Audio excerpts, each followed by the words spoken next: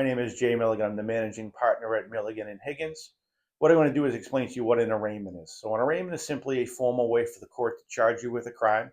They will automatically enter a plea of not guilty. But what happens is if you were arrested over the weekend, a bail commissioner or clerk would have given you a blue piece of paper called a recognizance form. It will list the court that you need to appear. Generally speaking, if you've been arrested over the weekend, you're going to report to that court on Monday. If you're arrested during the week, it'll be the following business day.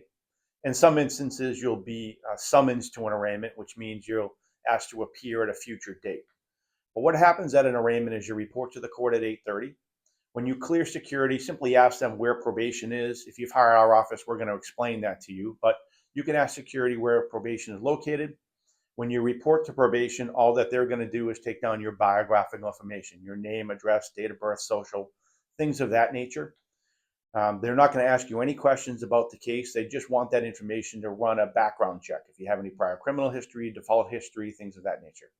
When you're done in probation, you're going to go to the first session or arraignment session courtroom. Again, simply ask the probation officer where that is located. They'll be happy to explain that to you. When you get to the courtroom, they're going to run through what we call first call of the list. Now, if you don't hear your name called right away, don't panic. It does take the clerk's office some time in the morning to gather the paperwork and create a formal complaint. But when your name is called, you're going to approach the podium or microphone. From there, the clerk will formally read the charges. Again, a plea of not guilty will be entered on your behalf. And then the judge will ask you what your intentions are for a lawyer.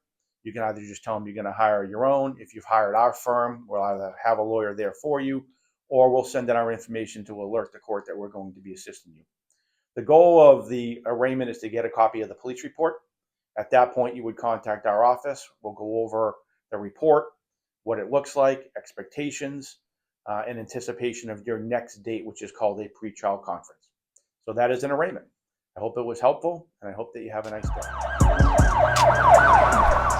day.